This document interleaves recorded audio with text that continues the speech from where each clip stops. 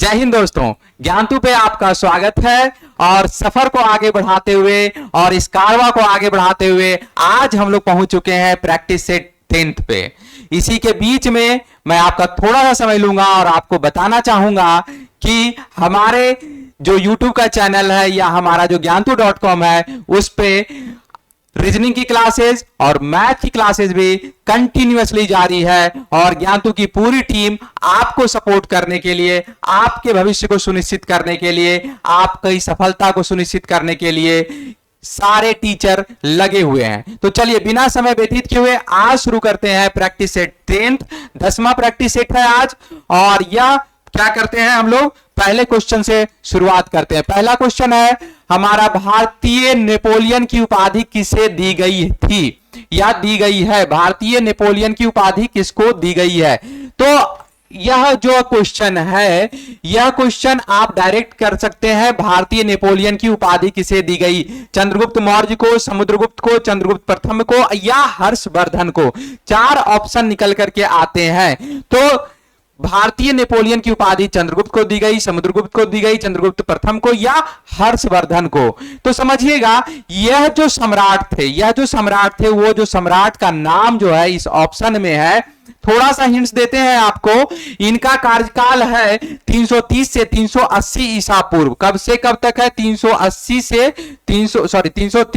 380 ईसा पूर्व। और इन्होंने 2 जगह यानी आर्यावर्त के 9 शासक और दक्षिणावर्त के 12 शासकों को पराजित किया। यानी 9 शासक और 12 शासक, टोटल कितने शासक को पराजित किया है? 21 शासक को पराजित किया है। 21 शासक को पराजित किया है, मतलब 21 राजा को, जो किंगडम थे, 21 राजवंश थे, उसको पराजित किया है। चलिए करेक्ट आंसर बताइए कि क्या होगा। तो करेक्ट आंसर हो जाएगा समुद्रगुप्त। समुद्रगुप्त को भारतीय नेपोलियन कहा जाता है। और कहने का रीजन, ये बहुत बड़ा रीजन है कि 21 शासक को इन्होंने क्या किया था? हराया था। और इसी के कारण इसको क्या किया गया? समुद्रगुप्त को भारत का नेपोलियन का उपाधि दिया गया है। चलिए और अब बढ़ते हैं अगले क्वेश्चन की ओर। और जो दूसरा क्वेश्चन है, आर्यभट्ट और 12 मिहिर के सुविख्यात नाम किसके युग से संबंधित है? ये 2 नाम हैं, जो आर्यभट्ट का नाम है और 12 मिहिर का नाम है, वह किसके युग से संबंधित है? कौन से राजवंश में 12 मिहिर और आर्यभट्ट के नाम जाने जाते हैं? ये जो पॉपुलर थे, गुप्त वंश में थे या कुषाण वंश में थे या मौर्य वंश में थे या पाल वंश में थे? तो 12 मिहिर का जो नाम आ रहा है और आर्यभट्ट का जो नाम आ रहा है, 2 टर्म आ रहे हैं। इस 2 टर्म का संबंध किस राजवंश से है? कौन से वंश में इनका उद्भव है? तो गुप्त वंश होगा, कुषाण वंश होगा या मौर्य वंश होगा या पाल वंश होगा? तो करेक्ट आंसर हो जाएगा हमारा मौर्य वंश। कौन सा करेक्ट आंसर हो जाएगा? मौर्य वंश। अगला क्वेश्चन है, निम्नलिखित में से किस ऊर्जा में ऊर्जा का परिवर्तन, किसमें ऊर्जा का परिवर्तन घर्षण बल में शामिल होता है? यानी आपको भी पता है कि ऊर्जा क्या होता है? ऊर्जा का ट्रांसफॉर्मेशन होता है। यानी ऊर्जा एक रूप से बदल करके दूसरे रूप में क्या हो जाती है? कन्वर्ट हो जाती है। एक फॉर्म से दूसरे फॉर्म में इसका क्या हो जाता है? ट्रांसफॉर्मेशन हो जाता है। और ऊर्जा टोटल का अगर वैल्यू करें तो टोटल एक फॉर्म से दूसरे फॉर्म में जो ट्रांसफॉर्म होती है तो करीब करीब ऊर्जा इक्वल ही रहती है। और उसका जो ट्रांसफॉर्मेशन में जो चेंज होता है तो उसका जो होता है उसमें थोड़ा बहुत क्या होता है कि उसके ट्रांसफॉर्मेशन में जो उष्मा का अवशोषण होता है या उष्मा खर्च होता है वही लैप्स होता है। बाकी की सारा का सारा क्या हो जाता है? ऊर्जा एक फॉर्म से दूसरे फॉर्म में कन्वर्ट हो जाती है और रिमेनिंग सेम ही रहता है। तो चलिए, जैसे बहुत सारा चीज आप देखते होंगे, जैसे इलेक्ट्रिसिटी क्या चीज में, लाइट में कन्वर्ट हो गया, तो इसी तरह से बहुत सारा चीज क्या हो जाता है? कन्वर्ट होते रहता है, एनर्जी का फॉर्म कन्वर्ट होते रहता है। चलिए, तो इसमें बोल रहा है कि कौन सी ऐसी ऊर्जा का परिवर्तन होता है जिसमें घर्षण बल यानी फ्रिक्शन शामिल होता है? कौन सी ऐसी ऊर्जा का ट्रांसफॉर्मेशन है इनमें से जिसमें कि घर्षण का भी शामिल है, घर्षण बल भी लगता है? तो चलिए, गतिज ऊर्जा से उष्मा ऊर्जा, स्थितिज ऊर्जा से ध्वनि ऊर्जा, रासायनिक ऊर्जा से उष्मा ऊर्जा, उपयुक्त में से अधिक, उपयुक्त में से से कोई नहीं। तो समझिए, एक एक बात को समझते हैं। स्थितिक ऊर्जा मतलब स्थिर है और उससे ध्वनि में बदल गया। कहां घर्षण आया? गतिज ऊर्जा से ऊष्मा में कन्वर्शन हुआ। तो गतिज ऊर्जा है यानी मोशन में है, गति में है, मोशन में है, यानी मोशन जब लगेगा, अगर F1 इधर लगेगा तो F2 माइनस में लगेगा, F2 इधर माइनस F2 हो जाएगा। समझ रहे हैं? तो यहां पे क्या है, हिडन रूप से फ्रिक्शन भी लग रहा है, फ्रिक्शन का फॉर्म आ रहा है, यहां फ्रिक्शन लग रहा है, घर्षण बल लग रहा है। तो हमारा करेक्ट आंसर क्या हो जाएगा? गति ऊर्जा से जब हम ऊष्मा ऊर्जा में जाते हैं तो उस टाइम क्या होता है? फ्रिक्शन लगता है। और घर्षण किसको कहते हैं? जब दो सतह आपस में क्या करते हैं? रगड़ खाते हैं या घर्षण होता है, उसी को हम लोग का वहां पे क्या होता है? घर्षण फोर्स लगता है। चलिए आगे चलते हैं। सन 1964 में संयुक्त राज्य अमेरिका में कौन सा कानून पारित किया गया? चलिएगा 1964 में कौन सा कानून पारित किया गया? कारे गोरों का कोई भेद नहीं है, हर दिल से हमारा नाता है। चलिए तो अब समझिएगा कि काले गोरों में क्या करना है? अंतर नहीं करना है, और हर दिल से हमको क्या करना है? नाता जोड़ना है। चलिए इसी से संबंधित यह लॉ है। कौन सा लॉ होगा? नागरिक, राजनीतिक, ए और बी दोनों, इनमें से कोई नहीं। चलिए करेक्ट आंसर क्या हो जाएगा? 1964 में कौन सा लॉ आया था? संयुक्त राज्य अमेरिका में बहुत सारे अफ्रीकी मूल के लोग थे और जिनका कलर क्या था? काला था। तो इसके लिए क्या है कि उनको भी बराबर अधिकार मिले जितना अधिकार वहां के गोरों को मिला हुआ था। तो काले और गोरों में भेद नहीं करना है और समान रूप से नागरिकता का अधिकार प्रदान करना था। और नागरिकता का अधिकार अगर प्रदान करते हैं तो सारे चीज में जितनी भी सुविधाएं होती है, जो उस देश की सुविधाएं हैं, जो मूलभूत अधिकार मिले रहते हैं उस देश के नागरिकों को, वह पूरा का पूरा अधिकार या पूरा का पूरा सुविधा उसको भी देना है जितने लोग वहां पे अस्थायी रूप से नागरिक बने हुए हैं, बिना किसी भेदभाव के, इर्रेस्पेक्टिव ऑफ आपके धर्म, रिलीजन, कास्ट, संप्रदाय या नस्ल को देखते हुए। ठीक है, बहुत सारी बाधाएं। 1964 की बात हो रही है। 1964 में नागरिक कानून अधिकार पारित हुआ था और इसमें क्या हुआ था कि सभी समुदाय के लोगों को, जितने भी अल्पसंख्यक थे, उनको भी संयुक्त राज्य अमेरिका में नौकरियों का, चाहे किसी भी तरह की सुविधा थी, उसमें बराबर का प्रावधान किया गया था। चलिए राजनीतिक अधिकार कानून को करेक्ट आंसर मान लेते हैं। चलिए फोर्थ का क्या हो गया? ए आंसर हो गया। चलिए भारत के कौन से स्थान को सफेद पानी के नाम से जाना जाता है? गौर करिए कौन सा स्थान है, कहां का? भारत का बात कर रहे हैं और सफेद पानी की बात कर रहे हैं, व्हाइट वाटर की बात कर रहे हैं। कौन से स्थान को? कौन से स्थान को? जी हां, सोचिए कि वैसा कौन सा स्थान है जिसको सफेद पानी या फिर सफेद कागज के रूप में भी बोला जाता है? सफेद पानी या सफेद कागज, क्या हो जाएगा आपका करेक्ट आंसर? चलिए बताइएगा, क्या बताइएगा, क्या हो जाएगा करेक्ट आंसर? चेरापूंजी, सियाचिन, लेह या गोवा? गोवा, चेरापूंजी, सियाचिन, लेह या गोवा? तो समझिएगा कि अब थोड़ा सा हिंट्स देते हैं कि यह जो एरिया है वह हिमालय से जुड़ा हुआ है। अब तो सही हुआ। एक जो चादर, जो व्हाइट चादर की बात हो रही है कि व्हाइट चादर लपेटे हुए है, बर्फ में घिरा हुआ है, सालों भर बर्फ रहता है, कौन सा एरिया हो गया? कौन सा एरिया है जो आपका हिमालय से संबंधित है? जी हां दोस्तों, सियाचिन। सियाचिन को ही हम लोग क्या बोलते हैं? सफेद कागज या सफेद पानी के नाम से भी जाना जाता है, क्योंकि हर हमेशा हुआ कैसा है? बर्फ है, और बर्फ कैसा है? व्हाइट है, इसलिए बर्फीली सतह के कारण क्या बोलते हैं इसको? सफेद पानी या सफेद कागज के रूप में भी जानते हैं इसको। नील के खेती करने वाले किसानों की सहायता करने के लिए गांधी जी को चंपारण चलने के लिए किसने राजी किया? चलिए बहुत इंपॉर्टेंट क्वेश्चन है और अगले पिछले प्रैक्टिस सेट में भी हम लोग देख चुके हैं, तो इसमें ज्यादा डिस्कस हम लोग नहीं करेंगे। क्यों नहीं करेंगे? क्योंकि बहुत बार डिस्कशन हो चुका है। और इसी तरह का इंपॉर्टेंट क्वेश्चन अगर आपको जानना है तो आप प्रीवियस जितने भी प्रैक्टिस सेट हम लोगों ने कराया है या डिस्कशन किया है उसको जाकर के आप जरूर से जरूर देख लीजिए। राजकुमार शुक्ल वैसे नेता थे, डायरेक्ट हम लोग डिस्कस कर रहे हैं, हम लोग ज्यादा डिस्कशन नहीं कर रहे हैं। राजकुमार शुक्ल वैसे नेता थे जिन्होंने गांधी जी को क्या किया? आमंत्रित किया चंपारण में।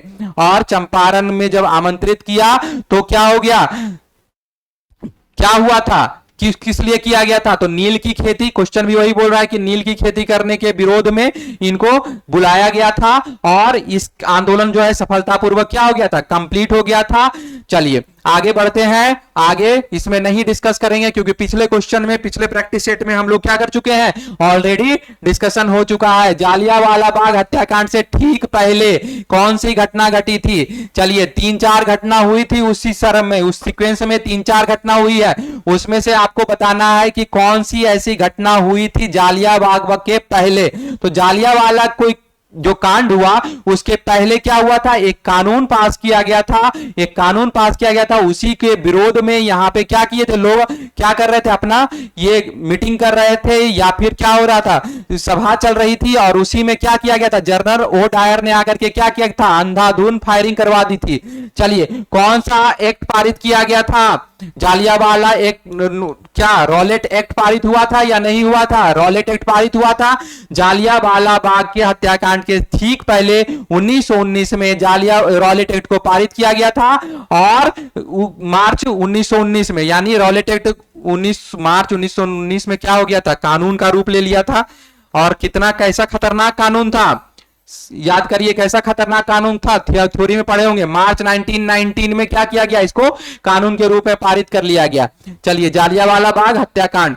चलिए किसने पुर्तगालियों को हराकर ओरमुज पर कब्जा करने में अंग्रेजों की मदद की? ओरमुज पर कब्जा करने के लिए किसने पुर्तगालियों को हराकर ओरमुज पर कब्जा करने के लिए अंग्रेजों की मदद की थी? ईरान के शाह अब्दुल्ला। ईरान का राजा कौन थे? ईरान के राजा थे शाह अब्बास। शाह अब्बास 1622 में, 1622 ईस्वी में, 1600 कितना में 22 में शाह अब्बास। अब कौन थे? ईरान के नेता कौन थे? शाह अब्बास, जिन्होंने क्या किया था? पुर्तगालियों को हराकर ओरमुज पर कब्जा करने में अंग्रेजों की मदद की थी। चलिए ठीक है आगे चलते हैं। आगे है महिलाओं को वोट देने का अधिकार किस अधिनियम द्वारा प्रदान किया गया था? चलिए ये जो क्वेश्चन सब आ रहा है को वोट देने का अधिकार किस अधिनियम के द्वारा पारित किया गया था? अंग्रेज किसको? महिलाओं को। ये उतना ज्यादा इंपॉर्टेंट नहीं है, फिर भी हम लोग देख लेते हैं। भारत सरकार अधिनियम 1990s में, भारत सरकार अधिनियम 1990s में वोट देने का अधिकार किस अधिनियम के द्वारा पारित किया गया? भारत सरकार अधिनियम 1919 में। लेकिन यहां पे गौर करने वाली बात है कि सभी को उस समय नहीं मिला था राइट्स। सभी जो महिलाएं थी उस समय राइट नहीं मिला था। 1919 में जो भारत सरकार अधिनियम पारित हुआ उसमें महिलाओं को अधिकार तो दे दिया गया, महिलाओं को अधिकार तो दिया गया, लेकिन सबको नहीं मिला था। और साथ ही साथ चुनाव लड़ने का अधिकार नहीं था कि चुनाव आप लड़ सकते हैं, चुनाव में पार्टिसिपेट हो सकते हैं, चुनाव में खड़ा हो सकते हैं। सिर्फ और सिर्फ वोटिंग राइट मिला था। और वह भी कुछ जो कुछ जो धनी किस्म के व्यक्ति थे, जिनका राजनीति में पकड़ था, जिनका उस समय के आंदोलन में पकड़ था, कुछ आय के हिसाब से यानी उनकी संपत्ति को देखते हुए उनको यह प्रावधान मिला था। ठीक है, सबको नहीं मिला था। और आज क्या है? सबको वोटिंग राइट है कि नहीं है? ग्वालियर में 1857 के विद्रोह को किस ब्रिटिश अधिकारी ने दबा दिया था? ग्वालियर की बात हो रही है, 1857 की बात हो रही है, भारतीय प्रथम राष्ट्रीय आंदोलन की बात हो रही है। यहां से क्वेश्चन देखने को मिलेगा 1857 की क्रांति से बिल्कुल ही देखने को मिलेगा, चाहे वह बिहार से रिलेटेड क्वेश्चन हो, चाहे आपको भारत के प्रोस्पेक्टिव में देखने को मिले, भारत के परिदृश्य में मिले या बिहार के परिदृश्य में मिले, लेकिन क्वेश्चन आएगा यहां से हिस्ट्री का।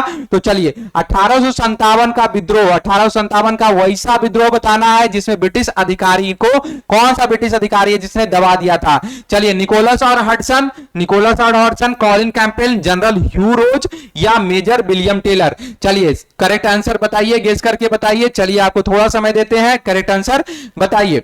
चलिए क्या क्या नाम आएगा? कौन से ग्वालियर में विद्रोही नेता के रूप में किनका किनका नाम आता है? खूब लड़ी यह तो रानी, वह तो थी क्या झांसी वाली रानी, कुछ ऐसा ही है। चलिए तो कौन सा था? झांसी में कौन थी? रानी लक्ष्मीबाई और तात्या टोपे। दो नेता, दो जो क्रांतिकारी थे या दो जो विद्रोह में शामिल थे, वो कौन कौन थे? पहला नाम आता है रानी लक्ष्मीबाई का, दूसरा नाम आता है तात्या टोपे का। तात्या टोपे क्या कर रहे थे, ग्वालियर पे इन दोनों ने मिलकर के क्या कर लिया था, कब्जा कर लिया था। और लेकिन फिर क्या हुआ था, कौन से ये ब्रिटिश अधिकारी थे, जनरल ह्यूरोज वैसे ब्रिटिश अधिकारी थे जिन्होंने फिर से क्या किया था, ग्वालियर को कब्जा से मुक्त कर लिया और ग्वालियर पे कब्जा किया फिर से वैसा ब्रिटिश अधिकारी जिसने क्या किया, रानी लक्ष्मीबाई को मार दिया। मतलब रानी लक्ष्मीबाई की मृत्यु हो गई लड़ाई के युद्ध के मैदान में, और तात्या टोपे को फिर उसके बाद तात्या टोपे को मार दिया गया। 1858 में किसको मार दिया गया, रानी लक्ष्मीबाई को। 1859 में किसको मार दिया गया, तात्या टोपे को। 1858 में रानी लक्ष्मीबाई की मृत्यु हो जाती है युद्ध के समय। उसके बाद इनको तात्या टोपे को बंदी बना करके फिर 1859 में क्या कर दिया जाता है, मार दिया जाता है। चलिए, दो नेता का नाम हो गया, एक क्या रानी लक्ष्मीबाई, और नेता नहीं, क्रांतिकारी या जो विद्रोह या जो भी कहिए, राजा घराने से थे ये लोग संबंधित, तो रानी लक्ष्मीबाई और तात्या टोपे, दो नाम आ गया। चलिए आगे क्वेश्चन बढ़ते हैं। स्वदेशी का प्रस्ताव कांग्रेस के किस अधिवेशन में पारित किया गया था, स्वदेशी का प्रस्ताव कांग्रेस के किस अधिवेशन में पारित किया गया था, मद्रास अधिवेशन, बॉम्बे अधिवेशन, बनारस अधिवेशन या कलकत्ता का अधिवेशन 1906 में। तो कौन सा वैसा अधिवेशन था जिसमें कांग्रेस ने क्या किया था, स्वदेशी का प्रस्ताव किया था। तो 1905 की बात करेंगे तो 1905 का बनारस जो अधिवेशन हुआ था उसमें प्रस्ताव पारित किया गया था, किसमें, 1905 में, और प्रस्ताव लाया गया था 1905 में। लेकिन जो कलकत्ता का अधिवेशन 1906 होगा वह करेक्ट आंसर हो जाएगा। 1906 में कांग्रेस के कलकत्ता अधिवेशन में स्वदेशी आंदोलन का प्रस्ताव पारित कर दिया गया। चलिए 1905 में लाया गया 1905 में कहां था, बनारस अधिवेशन में, 1905 के बनारस अधिवेशन में लाया गया, और 1906 के कलकत्ता अधिवेशन में क्या किया गया, पारित कर दिया गया। 1906 के कलकत्ता अधिवेशन में पूर्ण स्वदेशी का प्रस्ताव लाया गया, यानी पूर्णतः स्वदेशी कपड़ों का या स्वदेशी सामग्री का यूज करना है, विदेशी कोई भी प्रोडक्ट है उसका बहिष्कार करना है, और बहिष्कार आंदोलन ये सब क्या किया गया, इसमें इंप्लीमेंट किया गया। चलिए अगला क्वेश्चन देखते हैं। अगला क्वेश्चन जो होगा वह हमारा हो जाएगा, सर्वप्रथम भारत रत्न किसे प्रदान किया गया था। सबसे पहले भारत रत्न किसको मिला था, सीवी रमन को, राजगोपालचारी को, राधा कृष्णन को या जवाहरलाल नेहरू को। तो 1954 में जैसे देखिएगा 1954 में 3 लोगों को भारत रत्न मिला था। किस 1954 में 3 लोगों को भारत रत्न मिला था। लेकिन यहां क्वेश्चन आ रहा है कि कौन से वैसे लोग थे, कौन से वैसे भारत के नागरिक हैं जिनको सर्वप्रथम क्या मिला था, नोबेल प्राइज से सम्मानित किया गया था। तो हमारे वैज्ञानिक सीवी रमन को क्या किया गया था, सर्वप्रथम नोबेल प्राइज से सम्मानित किया गया था। सर्वप्रथम सीवी रमन को नोबेल प्राइज से सम्मानित किया गया था। उसके बाद सर्वपल्ली राधाकृष्णन को और सी राजगोपालाचारी को, यानी उसके बाद राधाकृष्णन को और उसके बाद फिर राजगोपालाचारी को, यानी ए करेक्ट जो करेक्ट हो जाएगा, जो किसको बोलते हैं, जो बढ़ते क्रम में सबसे पहले हो जाएगा सीवी रमन का नाम आ जाएगा, सबसे पहले सीवी रमन का नाम आ जाएगा, उसके बाद राधा कृष्णन का नाम आ जाएगा, उसके बाद सी राजगोपाली। और तीनों को कब मिला था, 1954 में ही 3 भारतीय नागरिक को भारत रत्न से सम्मानित किया गया था। तो सीवी रमन को सबसे पहले भारत रत्न मिला। सर्वप्रथम भारत रत्न किसे प्राप्त किया गया, सीवी रमन को, उसके बाद डॉक्टर राधा कृष्णन को, सर्वपल्ली राधाकृष्णन को, फिर सी राजगोपालाचारी को। अगला क्वेश्चन देखते हैं 13 नंबर, स्वदेशी का प्रस्ताव कांग्रेस के किस अधिवेशन में पारित किया गया, यह तो देख चुके थे। चलिए 13 नंबर स्वदेशी का प्रस्ताव तो हो गया था। चलिए आगे देखते हैं, महात्मा गांधी के दांडी मार्च के साथ किस जन आंदोलन की शुरुआत हुई। महात्मा गांधी के दांडी मार्च के साथ किस आंदोलन की शुरुआत हुई थी, दांडी मार्च का, यानी नमक तोड़ो आंदोलन। दांडी मार्च की जब भी बात आएगी तो क्या बात आएगा, नमक तोड़ो आंदोलन। नमक का जो सत्याग्रह कानून था, नमक सत्याग्रह का जो लाया गया था वह था दांडी मार्च। और नमक सत्याग्रह का शुरुआत जो हुआ था 12 मार्च 1930 को। कब, 12 मार्च 1930 को किया गया, 12 मार्च 1930 को। 12 मार्च 1930 वैसा दिन है जबकि दांडी मार्च या नमक सत्याग्रह शुरू किया गया था। और इसमें कौन सा, खिलाफत आंदोलन, असहयोग आंदोलन, सविनय अवज्ञा आंदोलन या भारत छोड़ो आंदोलन, कौन से ऐसे आंदोलन की शुरुआत की गई थी। तो हमारा करेक्ट आंसर हो जाएगा सविनय अवज्ञा आंदोलन। और यह पूरा कब हुआ? 6 अप्रैल 1930 को। 6 अप्रैल 1930 को यह दांडी मार्च पूरा कर लिया गया। 6 अप्रैल 1930 को दांडी मार्च पूरा कर लिया गया और सभी ने अवज्ञा आंदोलन उसी समय शुरू हुआ था। चलिए, और नमक कानून बना कर तोड़ा गया। नमक बना करके दांडी नामक स्थान पे क्या किया गया? नमक का निर्माण किया गया और यह इसलिए लगाया गया था क्योंकि ब्रिटिशों द्वारा क्या किया गया था? नमक पे कर लगा दिया गया था। किस मुगल सम्राट के कार्यकाल के अंत में मुगल साम्राज्य को जागीरदारी की समस्या का समाधान करना पड़ा? कौन सा वैसा मुगल साम्राज्य है, मुगल सम्राट का नाम बताना है, जिसके कार्यकाल के अंत में, जब उसका कार्यकाल खत्म होने वाला था, मुगल साम्राज्य को जागीरदारी की समस्या का सामना करना पड़ा? किस मुगल सम्राट के कार्यकाल के अंत में? तो औरंगजेब का नाम आएगा यहां पे। औरंगजेब जो है, औरंगजेब के शासनकाल के अंत में, औरंगजेब के शासनकाल के अंत में क्या होता है? जागीरदारी की समस्या का सामना करना पड़ता है। चलिए, और उनका शासन कब से कब तक था? औरंगजेब का शासन था 1658 से 1707 तक। 1658 से 1707 तक मुगल शासक औरंगजेब का क्या था? शासन कार्यकाल रहा। तो चलिए, इसी के साथ हम लोग आज का प्रैक्टिस सेट 10th खत्म करते हैं और साथ ही साथ आप बने रहिए हमारे ज्ञानतू पे। आपका बहुत बहुत स्वागत है और साथ ही साथ आप क्या करते रहिए? मैथ और रीजनिंग की जो क्लासेस चल रही है उसका भरपूर फायदा उठाइए और हमें करिए विदा और आप शुरू करिए तैयारी और लगे रहिए पूरे जोश के साथ। तब तक के लिए धन्यवाद। Bye bye.